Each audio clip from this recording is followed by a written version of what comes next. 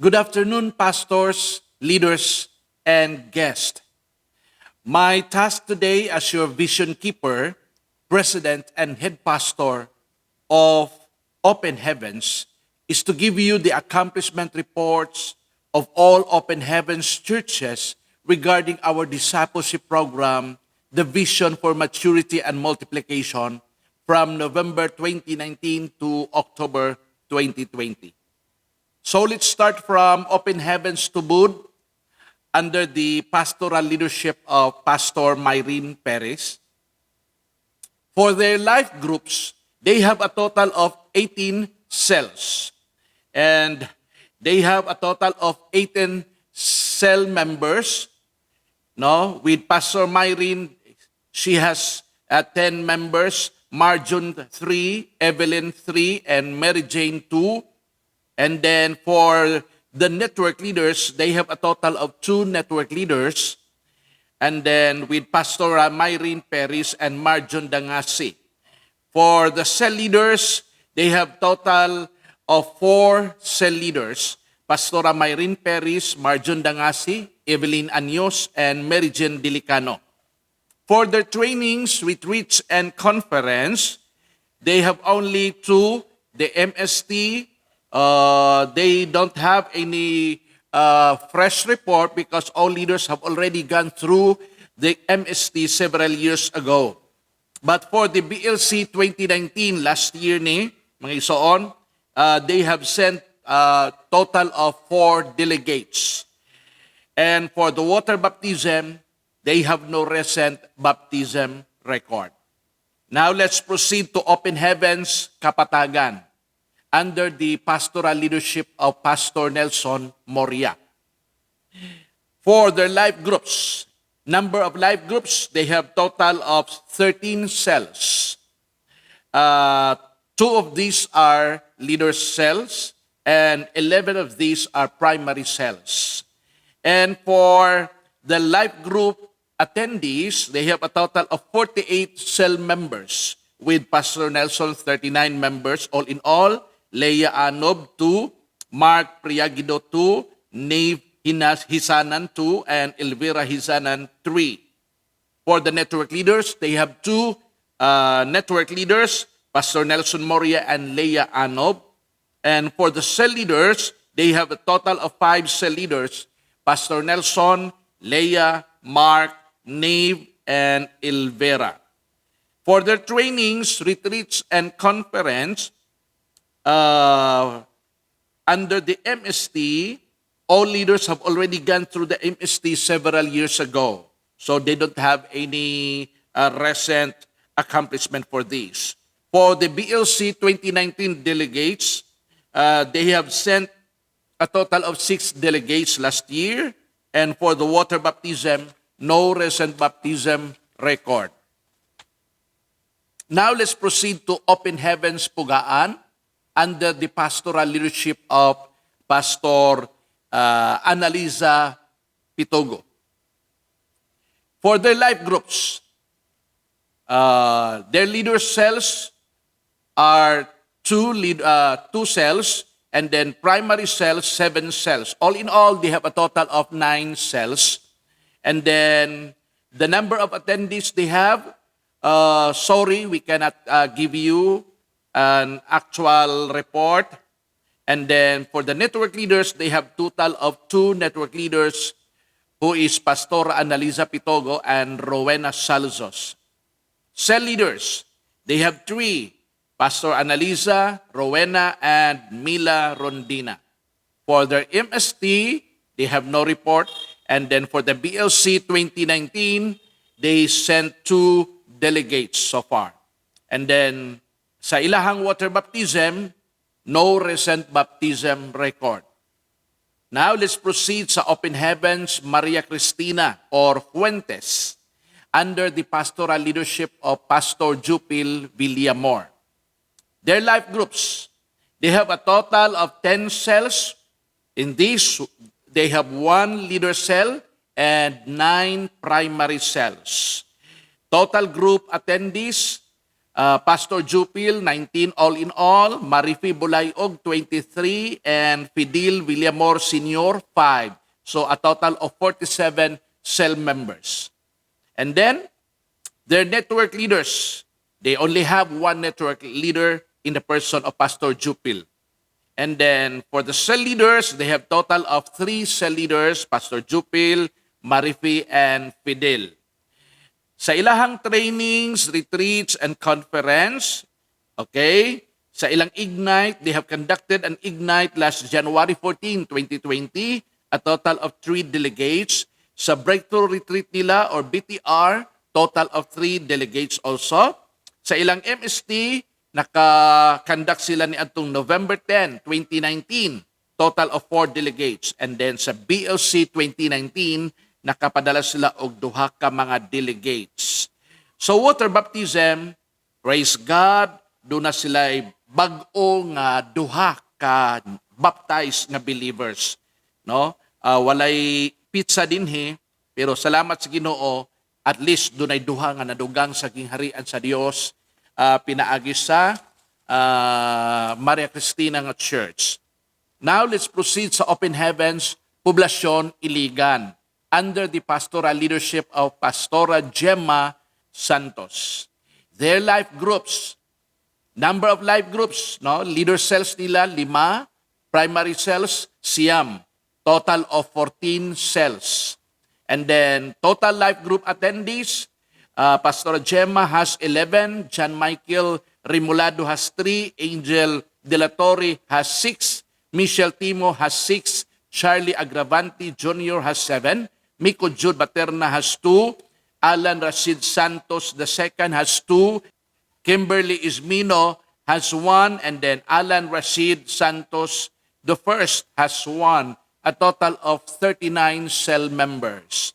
Network leaders, they have Pastora Gemma, John Michael, Angel, Michelle, and Charlie, Miko Jude, Alan Rashid, Kimberly, and Alan Rashid I, total of 9 network leaders. And then for their cell leaders, the same people ang ilahang official nga mga cell leaders, total of 9 cell leaders. For the trainings, retreats, and conference, nakakandak sila og 4 times nga Ignite retreat. No? Atong November 9, 2019, total of 9 delegates. November 16, 2019, total of 9 delegates. February 16, 2020, total of 5 delegates. February 23, total of 7 delegates. Okay?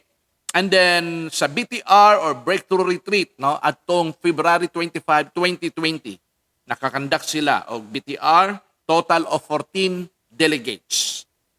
And then sa MST, nahuman nila ang MST 101 niadtong March 1 and 8, total of 14 delegates. BLC 2019 attendees, last year kini nakapadala sila og 27 delegates. Then they have special trainings like the digital evangelism last January 26, 2020, doon ay total 14 delegates, and then last July 12, 2020, total of 18 delegates. And for their water baptism, ikaduha sila kabisis nakakandak last November 17. There were 5, no? The candidates for the water baptism, and then March 1, 2020, they have 13. So a total of 18 new believers. Now let's proceed sa report sa Open Heavens Waris Church under the pastoral leadership of Pastor Arnold Anoya, yours truly. Doon na tayo changes nga gibuhat sa VMM, no? Ang atong original nga VMM since atong 2010, then naglast lang ni siya atong May 2020 because we have adopted a new strategy called EG3 or Empowered Generation of 3. Nag-start atong June, no? Up to October 2020, kini nga report. Life groups. So, ang akong i-report lang yun nga klaro ang sa EG3. no? Para madali ta. Number of mentoring clusters, we started with 6 mentoring clusters, but presently there are 4 mentoring clusters. I am mentoring all my leaders weekly. Okay? Number of life groups, there are 23 cells, EG3 cells. Total life group attendees, there are 55 cell members. For the network leaders, there are no present EG3 network leaders, but we can raise up soon after the cell leaders can produce at least 2 EG3 leaders after the Project 21 lessons of EG3.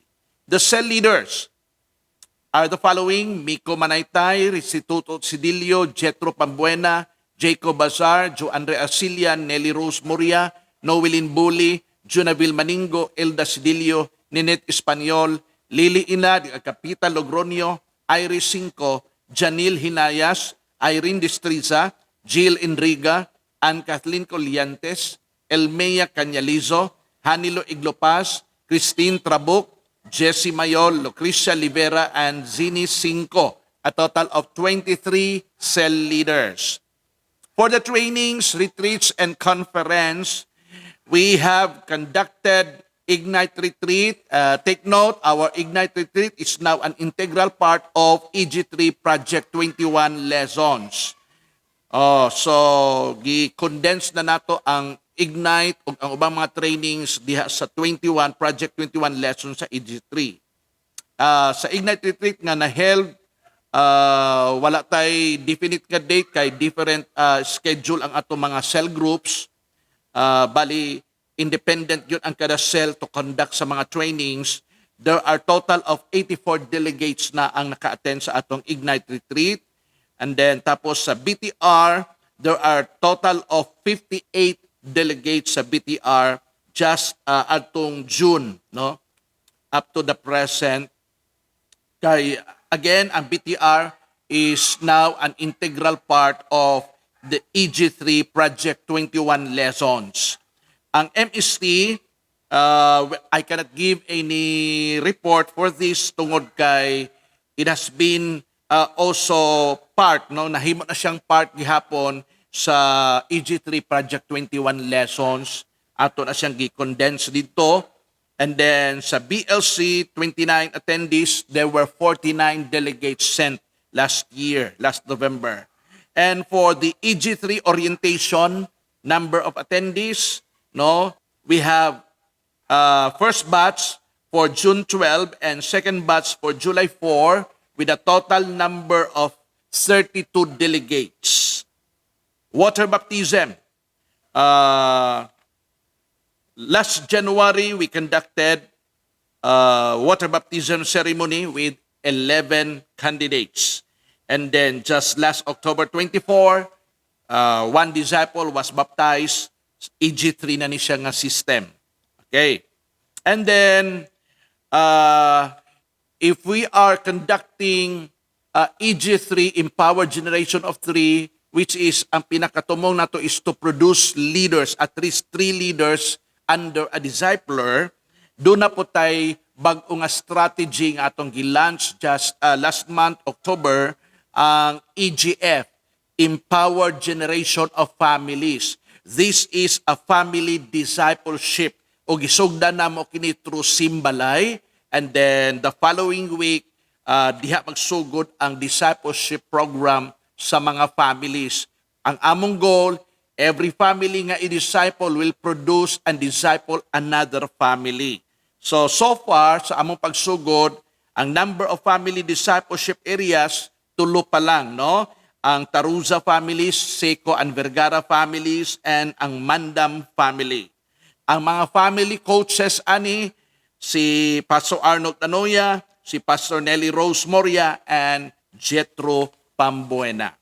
So, atong i-evaluate, no? Ang maong nga mga reports. So, we have this summary for the life groups, no, sa unom kasimbahan sa Open Heavens.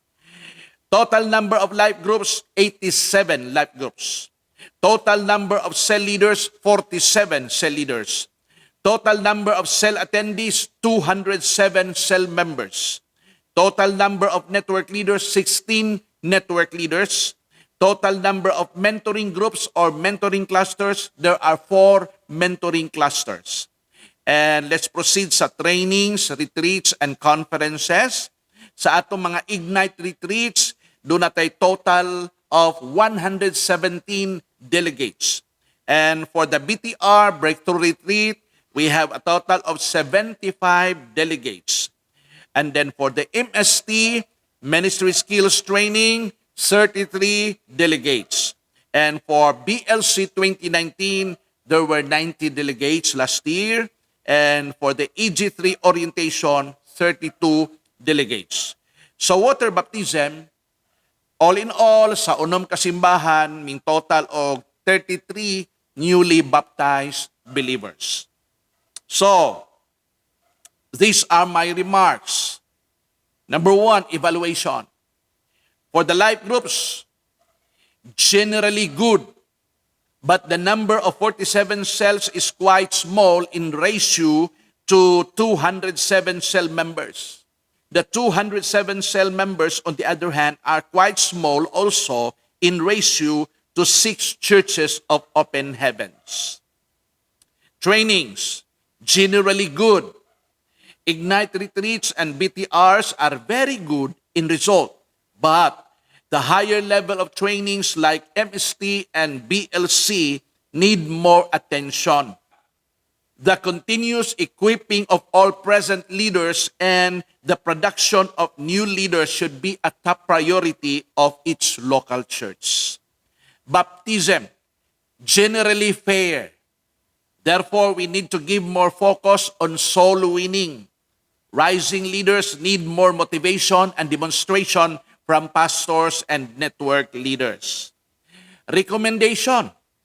Number 1, church pastors should conduct and establish regular mentoring with your network leaders. It pays to mentor and monitor. Number 2, conduct more leadership trainings in your church or send your leaders to reliable leadership conferences. With all these accomplishments and breakthroughs, despite of this pandemic season, as your vision keeper, president, and head pastor, all I can say is continue to press on and rise up in excellence. To God be the glory.